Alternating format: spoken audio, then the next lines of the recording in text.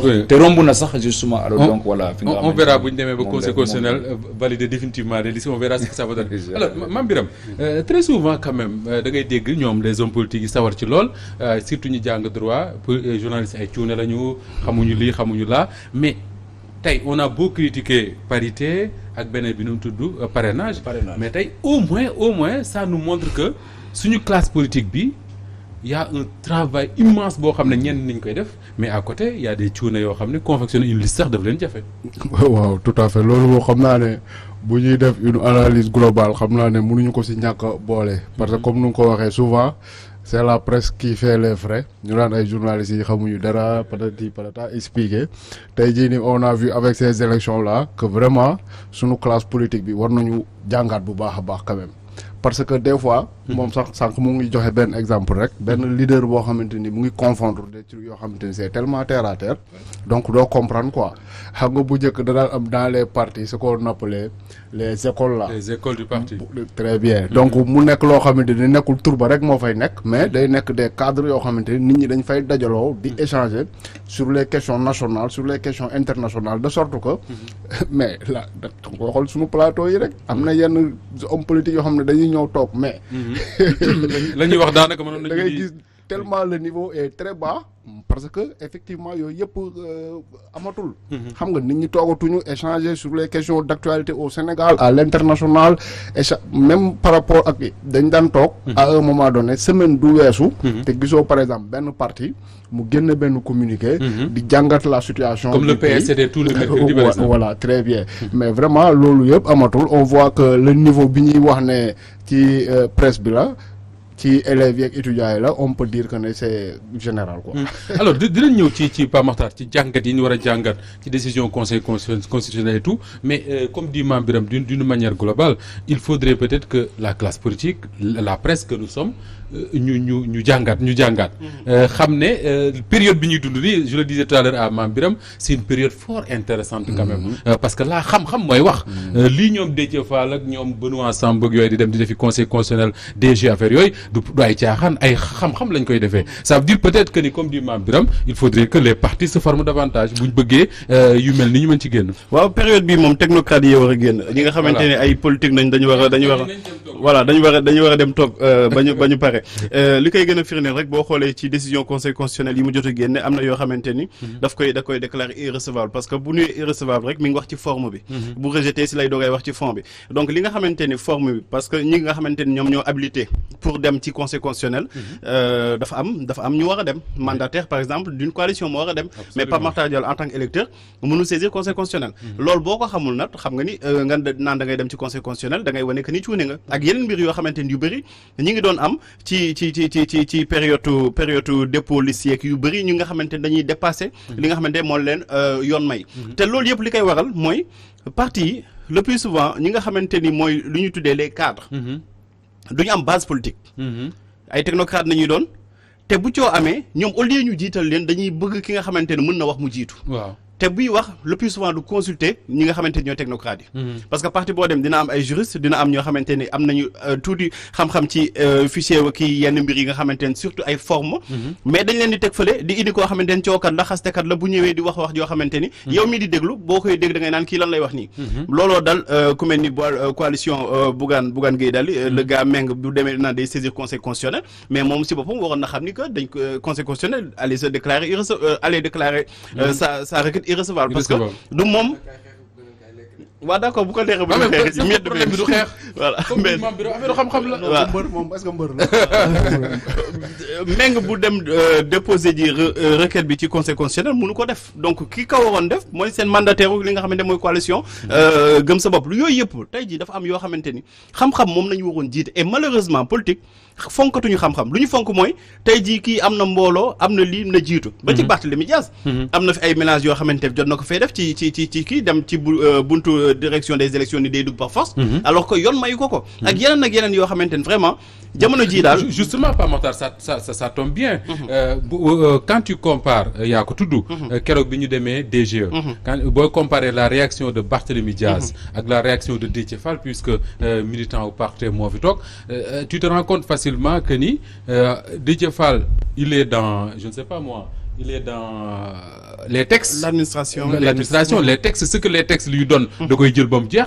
mais Barthélémy moom il est dans comme disait Mame Birame dans la fougue, dans la force. Absolument parce que moom yaakaaroon na ni genre tiitalaat bu intimidation boobu moom mooy ñëw tey jii am dëgg ci kaw ñooñu parce que bu leen intimider peut-être dina am dëgg alors que Déthié Fall dafa continuer def li ko yoon may. parce que defoon na ko aussi si local yi parce que dafa am jamono yoo xamante ni wax dëgg yàlla. xam-xam nañu war a jiital politique bi ñu tegee ko fële parce que ci loolu yëpp woote fi ay conférence de presse nit na xale yi génn ak yooyu yëpp fan la mujjee tey ci mujjul fenn parce que après ça da ngay mujjee ridicule donc il faut que ñuy jël ñi nga xamante ne am nañu xam-xam ñu jiital leen ñenn ñii di politique bu ñu amul yenn parce que mënoo xam lépp amul kenn koo xam ne dafay judd ak science boo xam ne dafa infuse donc comme mënoo xam yëpp léegi booy wax ci li nga xamante ni mbirum justice la wala mbirum yoo xamante ni ay élection ak yooyu nga jéem a consulter ay experts au moins duñ la induire en erreur. C'est important alors bala ñuy continuer ak Mbodj ci conseil constitutionnel Mame Birame est-ce que le fait que ñu insister sur jox en tout cas coalition yi noonu lañ ko defee boo demee Yewwi c'est Déthié Fall soo demee Wallu Sénégal c'est Lamine Thiam nga dem Benno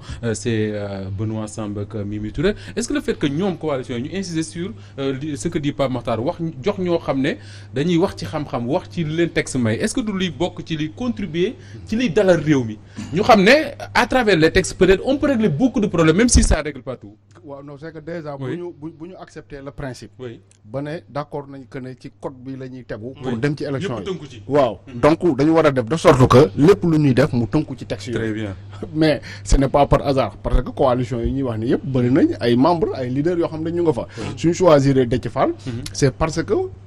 xëy na am na rôle boo xamante ni dans le passé joué na ko dans le cadre de il était dans le cadre du dialogue à représenter réew mi tout à fait boo seetloo tamit Benoît Sambou il me semble que depuis quelque temps il travaille sur ça voilà muy noonu affaire u élection yi moom moo koy gérer donc ñoom xam nañ que c'est pas un travail facile seulement quelque part li nga xamante ne nii moo ciy xaw a doy waar mooy da ngay gis ñoo xamante ne nii bof on peut les appeler des observateurs ñun ay chroniqueurs ak ñeneen ñoo xamante ni quelque part xam nga yow boo nekkee Déthié Fall ñu ne la yaay mandataire Yewwi Askan Wi mënuloo ñàkk lire code électoral bi xam lan moo ci nekk loolu laa jàpp mënoo ko ñàkk lire alors que tu vois ñoo xamante ne ñuy toog ci plateau télé yi ak feneen di discuter di débat te maîtriser wuñu le code électoral léegi nag bu nekkee sénégalais yi ñu ngi déglu ñooñu noonu ñu nekk ci ay erreur mais dañ koy relayer mu nekk benn genre cacophonie boo xamante ni doo xam fan la dëgg féete alors que li ñuy wax nii yëpp c'est tout est vérifiable sur le code électoral mu ngi ci. justement avant may dem ci Mbodj ma une dernière chose Mame Birame ñu ko suñu waxtaan est-ce que tey ñun loolu daluñu ñun journalistes c'est-à-dire que on ne fait même pas l'effort Pape Makhtar l'a fait heureusement d'aller lire ce que le conseil constitutionnel a écrit ce matin. ñu bari ci ñun depuis ce matin dañ naan rek waaye Yewwi mën nañ ñëwaat ñii ils sont réservés mais xamuñu l'argumentaire bi nga xam ne moom la conseil constitutionnel teg ba ak si loolu parce que jékki-jékki rek wax dafa am fu mu jaar ba ak si foofu. tout à fait te xam naa ne dinañ si ñëwaat bu ñuy jàngat décision yu ñu jël. mais xam nga. tey jii ni sax am na yenn commentateurs yu ma dégg ñu ne décision bu conseil constitutionnel jël c'est pour apaiser waaye am na ñu bari ñu ko wax xam nga ñooñu n'ont rien compris parce que fi mu toll nii tollaguñu ci fi nga xamante ni dañuy naan contentieux boo xamante ni am na dañu war a trancher wala waruguñu trancher yaakaar naa ne yeggaguñu foofu te ci décision bi ñi nga xamante ni liir nañ ko xam nañ ne yeggaguñu foofu mais seulement boo xëyee tey nga dégg ñu ne accepté nañu candidature comme listu Dakar nu mu tuddati Benno Bokk Yaakaar te kenn waxu ko dara alors que yegsee buñ ci Benno Bokk Yaakaar mooy comprendre li xew justement ça tombe bien ba Mbodj booy lire li nga xam ne moom la conseil constitutionnel joxe tey comme décision est-ce que da ngay bokk ci ñuy jàpp ne Yewwi ñoo ko teg pression démb ak seen conférence de presse bi ensuite la déclaration de Ousmane Sonko mu wax wala da nga jàpp ne c'est comme dit Mame Birame c'est dans l'ordre normal des choses il y avait un temps pour se prononcer et que dafa prononcer sans pour autant chercher à être sage ou quoi que ce soit.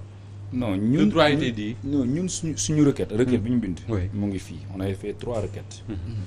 benn bi contre justement l'invalidation de la liste de Dakar.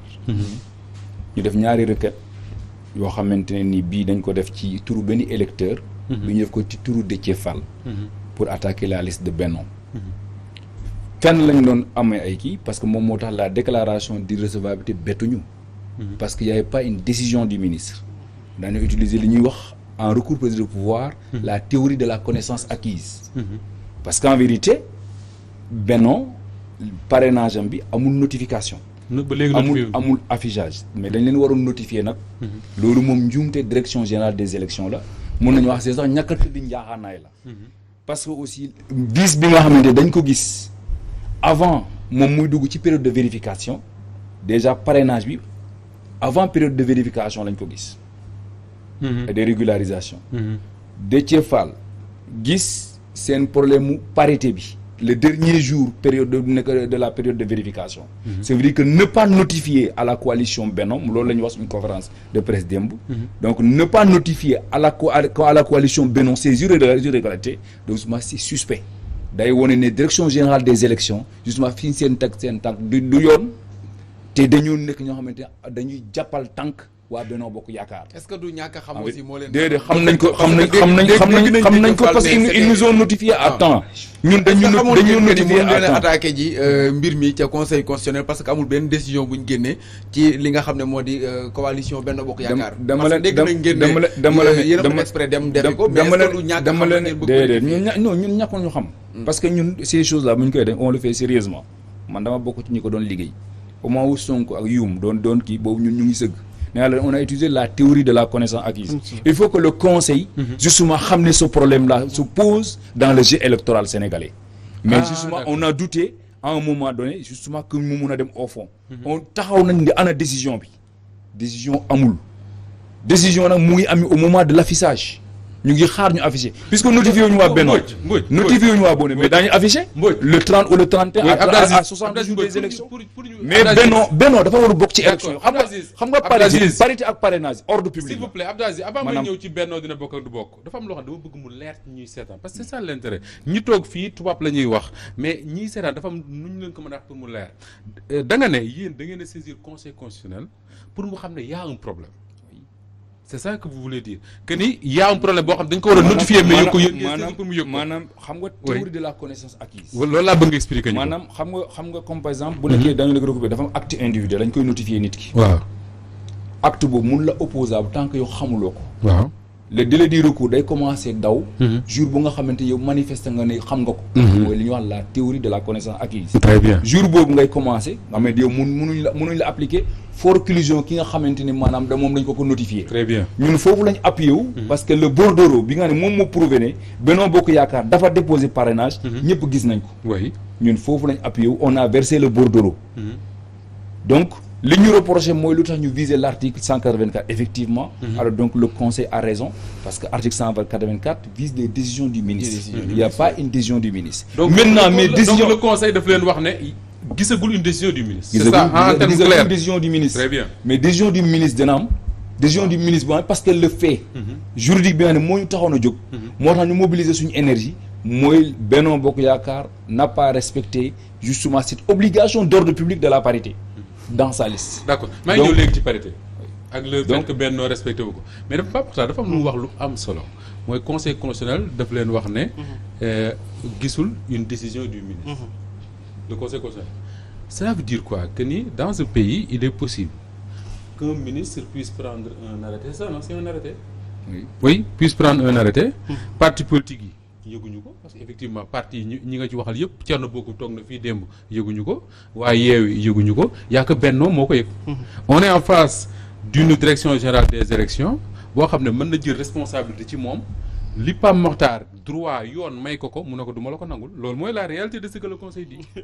absolument mais mën nañ ko jàngatee leneen parce que dafa am benn délai franc boo xamante ni yaakaar naa ñi ngi si bu ñu si tollee si le ministre bi di génne par décret liste yi nga xamante ni ñoom ñooy compétir ci élection yi alors bu ñu ko publier nag si la ko ñii di waa Yewwi Askan bi doogay mën a attaquer moo tax ñuy utiliser théorie bi nga xamante ni de la connaissance acquise alors loolu tey jii dafa méthodique quand même parce que ñi nga xamante ni peut-être profane nañ si droit dañuy naan ñii li ñuy def nii xamuñu ko alors que li ñuy def xam nañ ko dañuy teel a artu conseil constitutionnel ni ko lii am na absolument ni ko lii am na problème la boo xamante ni dafay ñëw mais moom tey jii dafay naan c'est irrecevable mais bu ñu demee ba indi ko acte bi nga xamante ni acte administratif la boobaa dootul waxati irrecevabilité boobaa dafay jéem a statuer ci fond bi te bu statuer ci fond bi boobaa nag kenn dootul accepter mu ni da koy rejeter parce que ñu li ñu wax nii dafa nekk loo xamante ni conseil constitutionnel ci boppam moom moo ko génne woon mi décision boo xamante ni da ko génne woon ci mbirum Malick Gakou pour faire simple mi ngi mel ne ñun ñu toog fii ci Walfadjri benn waaye ñëw nañu